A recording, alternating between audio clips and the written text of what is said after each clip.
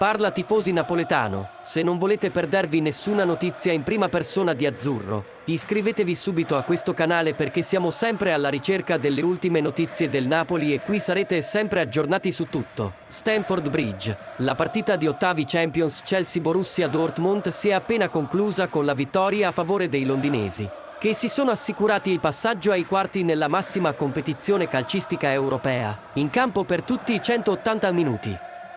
Andata e ritorno, troviamo il centrale Kalidou Koulibaly, ex Napoli per 8 stagioni, che, ai microfoni di Sky Sport, ha parlato di un possibile incontro contro i partenopei. Queste le sue parole a chi gli chiede se preferirebbe incontrare gli azzurri ai quarti o in un eventuale finale.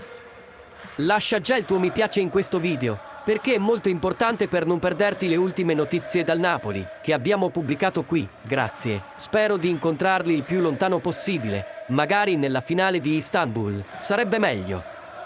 Sappiamo quanto importante sia il Napoli per me, ma ora sono concentrato sulla mia squadra. Se mai li incontreremo faremo di tutto per vincere, però spero il più lontano possibile, perché auguro anche a loro di andare molto avanti, magari perché no, potremmo affrontarci in finale. Ehi tifoso napoletano, secondo te ha ragione Kalidou Koulibaly a voler affrontare il Napoli in finale? Scrivi nei commenti, perché è molto importante per azzurro. Restate sintonizzati. Vi aggiornerò continuamente con le ultime novità del Napoli. Forza Napoli sempre!